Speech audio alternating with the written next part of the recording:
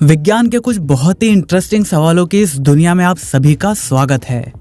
Fact number 1, अंडे तो आप में से बहुत से लोगों ने कभी न कभी बॉईल जरूर किया होगा, लेकिन क्या कभी आपने ये सोचा है कि क्या हम इस बॉईल हुए अंडे को दोबारा अनबॉईल कर सकते हैं? यानी क्या आप एक बार अंडे को उबालने के बाद उसे दोबारा पहले जैसा बना सकते हो? वेल, अकॉर्डिंग टू साइंस इसका जवाब है हाँ, ऐसा करना पॉसिबल है। अंडे को अनबॉईल कैसे करेंगे, ये जानने से पहले हम अंडे को बॉईल करते समय उसमें होता क्या है, पहले उसे जान लेते हैं। अंडे का एग व्हाइट और योक मेनली प्रोटीन से बने होते हैं और प्रोटीन एक लॉन्ग मॉलिक्यूल होता है जो अमीनो एसिड से मिलकर बना होता है। आप इसे एक चेन की तरह भी इमेजिन कर सकते हो, जिसमें चेन एक प्रोटीन मॉलिक्यूल है और जिन छोटे छोटे पार्ट से मिलकर वो चेन बनी है उसे आप अमीनो एसिड मान सकते हो। जब प्रोटीन वाटर के अंदर होता है तो ये सारी चेन्स अलग अलग एक बंडल की तरह अलग अलग रहती हैं, और जब आप अंडे को बॉईल करना स्टार्ट करते हो तो ये सारे बंडल एनर्जी की वजह से वाइब्रेट होना शुरू कर देते हैं और ये चेन्स खुलना स्टार्ट हो जाती हैं, जिसे डीनेचरिंग कहते हैं। और खुलने की वजह से ये चेन्स आपस में एक मैश बना लेती हैं और इस तरह बहुत सारी एनर्जी एब्जॉर्ब करने के बाद अंडे के अंदर का वो फ्लूइड एक सॉलिड स्ट्रक्चर बना लेता है। अब अंडे को अनबॉईल करने का मतलब है कि वो जो प्रोटीन की चेन्स खुलने की वजह से जो मैश बना है, हमें उस मैश को दोबारा सेपरेट करके अलग अलग बंडल्स की फॉर्म में बना देना है। और ऐसा करने के लिए इस्तेमाल किया जाता है यूरिया का। यूरिया सॉल्यूशन इन चेन्स को अलग अलग कर देता है और इन चेन्स की एक बहुत ही खास बात ये है कि जैसे ही आप इसे अलग करते हो, ये दोबारा नेचुरली फोल्ड होकर अपने आप ही अपना बंडल बनाना शुरू कर देता है। तो अब अगली बार अगर आपसे कोई पूछे कि क्या आप एक बॉइल्ड अंडे को अनबॉइल कर सकते हो, तो आपको इसका जवाब पता है। फैक्ट नंबर 2, क्या आपने कभी सांस रोकने की कोशिश करी है और क्या आपने कभी नोट किया है कि आप कितनी देर तक इसे कर पाए हो?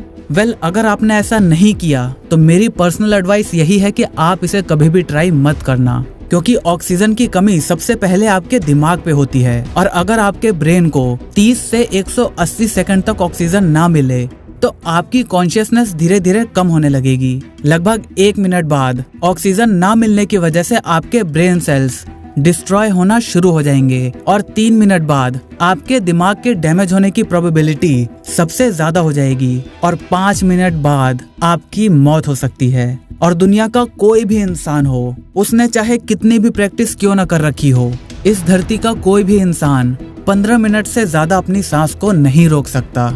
फैक्ट नंबर 3, आपकी बॉडी की एनर्जी का 20% अकेले आपका दिमाग इस्तेमाल कर लेता है। इसीलिए आपने कभी नोटिस किया होगा कि अगर आपकी बॉडी में एनर्जी की कमी होती है तो इसका असर आपको सबसे पहले अपने दिमाग में देखने को मिलता है।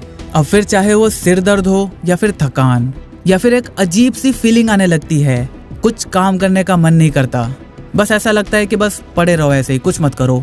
तो अगली बार जब भी आपको ऐसा सिर दर्द हो या फिर आपका काम करने का मन ना कर रहा हो, तो इसका मतलब सिंपली ये है कि आपके शरीर में एनर्जी की कमी हो चुकी है और आप तुरंत कुछ खा लो या फिर कुछ पी लो, जिससे आपकी एनर्जी दोबारा रिटेन हो सके और फिर बिना कुछ सोचे अपने काम पर लग जाओ। फैक्ट नंबर 4, अगर आपके पास कार है तो कभी न कभी आपके साथ ऐसा जरूर हुआ होगा कि आप किसी मॉल गए या फिर कहीं भी किसी ओकेजन पर गए और वहाँ आपने अपनी कार को पार्क कर दिया, लेकिन जब आप वहाँ से वापस आने वाले हो तो आप कंफ्यूज हो जाते हो कि यार मैंने अपनी कार कहाँ पार्क करी थी। और इसके बाद अगर आपके कार में रिमोट कंट्रोल सेंसर है तो आप उसे दबाकर अपने कार की आवाज को सुनने की कोशिश करते हो, लेकिन बहुत बार ऐसा होता है कि रिमोट की रेंज या तो बैटरी की वजह से या फिर किसी और वजह से काफी कम हो जाती है। तो ऐसे कंडीशन में आप क्या करोगे? वेल, अगर ऐसे कंडीशन में आपको अपने रिमोट की रेंज को बढ़ाना है तो आप उसे अपनी चिन के नीचे सटाकर इस्तेमाल कर सकते हो।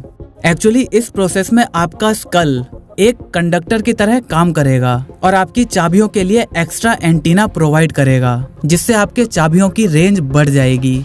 कभी ट्राई करके देखना। फैक्ट नंबर 5, बारिश। ये नाम सुनते ही शायद आपको भी मेरी तरह एक फ्रेशनेस का एहसास होता होगा। एक्चुअली जब पहली बार बारिश होती है तो उसके बाद एटमॉस्फेयर में एक स्मेल फैल जाती है, जिसे हम अपनी मिट्टी की खुशबू भी कहते हैं। और कई लोगों को बारिश सिर्फ इसीलिए पसंद है क्योंकि इसके बाद वो उस खुशबू को एंजॉय कर पाएंगे। लेकिन क्या आपको पता है कि साइंटिस्ट ने इस स्मेल को एक नाम भी दिया है, पेट्रिकॉर। लेकिन पानी की तो कोई स्मेल होती ही नहीं है। और बारिश के बाद क्या सच में जो खुशबू आती है वो हमारे मिट्टी की ही होती है? एक्चुअली ये खुशबू मेनली 3 चीजों की वजह से आती है। नंबर 1, जमीन में पाए जाने वाले बैक्टीरिया एंटीनोमाइसाइट्स। ये सूखी मिट्टी में पोर्स बना देते हैं और जब बारिश होती है तो ये पोर्स पानी से डिस्प्लेस हो जाते हैं और हवा में मिल जाते हैं और इस तरह हम इन्हें स्मेल कर पाते हैं। नंबर 2, कुछ प्लांट्स और ट्रीज नेचुरली ऑयल रिलीज करते हैं जो मिट्टी में कलेक्ट होता रहता है और जब बारिश होती है तो ये हवा में मिल जाता है। और इसका तीसरा कारण है ओजोन। ओजोन की बहुत ही हल्की लेकिन बहुत ही मस्त सी स्मेल होती है, इसीलिए इसका नाम ओजीन के नाम पर रखा गया है, जिसका मतलब होता है स्मेल। लाइटनिंग की वजह से ऑक्सीजन के मॉलिक्यूल आयनाइज हो जाते हैं और वो आपस में मिलकर ओजोन बना लेते हैं और ये ओजोन के मॉलिक्यूल्स बारिश के साथ नीचे जमीन तक आ जाते हैं और ये तीनों ही कारण मिलकर हमें ये अद्भुत खुशबू का एहसास करवाती है। फैक्ट नंबर 6, वैसे तो एयरप्लेन में बहुत सारी लाइट्स लगी होती हैं, लेकिन क्या आपने विंग्स के नीचे लगी ये रेड और ग्रीन कलर की लाइट को कभी नोटिस किया है? इन्हें नेविगेशन लाइट्स भी कहते हैं। जब पायलट्स फ्लाई कर रहे होते हैं तो रात के समय उन्हें एयरक्राफ्ट की केवल लाइट्स ही दिखाई देती हैं और इन लाइट्स की वजह से सामने वाले पायलट को ये पता चलता है कि ये एयरक्राफ्ट किस डायरेक्शन में जाने वाला है। आप इसे इस फोटो से आसानी से समझ सकते हो। पहले वाले केस में हेलीकॉप्टर आगे की तरफ जा रहा है और इसे अपने लेफ्ट साइड में एक एयरक्राफ्ट दिखाई देता है और ग्रीन कलर की लाइट भी उसी की तरफ है, तो इसका मतलब है कि एरोप्लेन हेलीकॉप्टर की तरफ फ्लाई कर रहा है और उन दोनों में क्रैश होने के चांसेस काफी ज्यादा हैं। जबकि दूसरे केस में एयरक्राफ्ट राइट साइड में है और हेलीकॉप्टर को ग्रीन लाइट फिर उसी साइड दिखाई देती है। इसका मतलब ये है कि एरोप्लेन ऑलरेडी पाथ क्रॉस कर चुका है और हेलीकॉप्टर से दूर जा रहा है। फैक्ट नंबर 7, आपने देखा होगा कि साबुन चाहे किसी भी कलर का हो और किसी भी कंपनी का हो, उसका फॉर्म हमेशा व्हाइट कलर का ही होता है। सोप एक्चुअली 3 चीजों से मिलकर बनता है, सफेक्टेंट, कलर डाई और परफ्यूम। सफेक्टेंट वाटर के साथ मिलकर झाग बनाता है, डाई सोप को कलर देता है और ये बहुत ही कम मात्रा में इस्तेमाल किया जाता है क्योंकि इसकी जरूरत बहुत ही कम पड़ती है और ये पानी में घुल जाती है। और परफ्यूम सोप में वो स्मेल ऐड करता है। साबुन का झाग बहुत सारे छोटे छोटे सोप बबल्स से मिलकर बनता है। मैं उन बड़े बबल्स की बात नहीं कर रहा जो नहाते टाइम आपको क्लियरली दिख जाते हैं, वो तो है ही, लेकिन जो फॉर्म होता है, जो झाग बनता है, वो कुछ नहीं, सिर्फ बबल्स ही होते हैं। ये बबल्स इतने छोटे और इतने सारे होते हैं कि आप इन्हें इंडिविजुअली तो देख ही नहीं सकते और कलेक्ट होने के बाद ये कुछ ऐसे दिखाई देते हैं। इस वजह से जब लाइट्स इन पर पड़ती है तो सारे बबल्स अलग अलग वेवलेंथ की लाइट्स को अलग अलग डायरेक्शन में रिफ्लेक्ट करते हैं। और अगर आप एक साइंस लवर हैं तो आपको ये तो जरूर पता होगा कि कोई भी ऑब्जेक्ट अगर सारी लाइट्स की वेवलेंथ को एब्जॉर्ब कर लेता है तो वो हमें ब्लैक कलर का दिखता है, और कोई ऑब्जेक्ट सभी लाइट्स की वेवलेंथ को रिफ्लेक्ट कर देता है तो वो हमें व्हाइट कलर का दिखता है। फैक्ट नंबर 8, आपने शराबियों को कभी ना कभी तो जरूर देखा होगा और आपको शायद ये बात पता भी हो कि शराब पीने के बाद अक्सर लोग उस दौरान हुए सारी चीजों को भूल जाते हैं। जब उनको होश आता है तो उनको कुछ भी याद नहीं रहता या बहुत ही थोड़ी थोड़ी सी मेमोरी रह जाती है कि पिछली रात या जब उन्होंने शराब पी थी तो उस टाइम पर क्या हुआ था।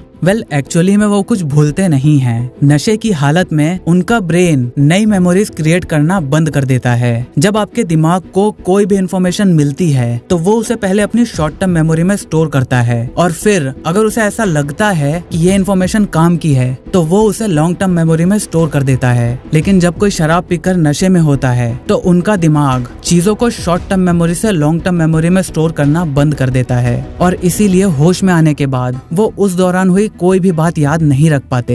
फैक्ट नंबर 10, आपने मूवीज और टीवी सीरियल्स में कहीं ना कहीं ऐसे सीन्स तो जरूर देखे होंगे जहां एक इंसान को एक ड्रग देकर उसे इन्वेस्टिगेट किया जाता है, यानी उससे पूछताछ की जाती है और उस सीरम की वजह से वो इंसान सिर्फ सच बोलता है। क्या रियल लाइफ में भी कोई ऐसा ड्रग मौजूद है जिसे लेने पर आप केवल सच बोलो?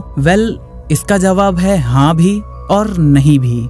ऐसे कई सीरम्स हैं जिन्हें पीने के बाद आपके लिए झूठ बोलना बहुत ही मुश्किल हो जाता है और सच आसानी से आपके मुंह से निकल पाता है। ये सीरम्स आपके दिमाग के सोचने की कैपेसिटी को कम कर देता है, क्योंकि ये बात तो आप भी मानोगे कि झूठ बोलना सच बोलने से थोड़ा ही सही लेकिन मुश्किल होता है। BBC की एक रिपोर्ट के मुताबिक एक इंसान ने अपने ही ऊपर ऐसा टेस्ट किया। जब पहले उसे हल्का हल्का डोज दिया गया तो वो अपने प्रोफेशन के बारे में झूठ बोल रहा था। उसने बोला कि वो एक कार्डियक स्पेशलिस्ट है, लेकिन जब डोज को धीरे धीरे बढ़ाया गया तो बाद में उसने ये बताया कि वो एक टेलीविजन प्रोड्यूसर है। लेकिन अभी भी आज तक कोई भी ऐसा ड्रग प्रूव नहीं हुआ है जिसे एक ऑफिशियल ट्रूथ टेलिंग ड्रग कहा जा सके। इसीलिए वेस्टर्न कंट्रीज ने इन्हें आज तक लीगल इन्वेस्टिगेट टूल मानने से इनकार कर दिया है। लेकिन भारत में रॉ और दूसरी कुछ सीक्रेट एजेंसीज शायद इन सीरम्स का इस्तेमाल करती हैं। मुझे उम्मीद है आज आपने बहुत सारी नई बातें जरूर सीखी होंगी, और ऐसे ही नए फ्रेश डिटेल लेकिन मजेदार वीडियोस को देखने के लिए चैनल को सब्सक्राइब करके उस घंटे वाले बटन को दबाना मत भूलना। वीडियो पसंद आई तो इसे लाइक करके अपने सभी दोस्तों के साथ शेयर करना बिल्कुल भी मत भूलना, क्योंकि हम ऐसे ही ज्ञान बांटते रहते हैं। जय हिंद, वंदे मातरम।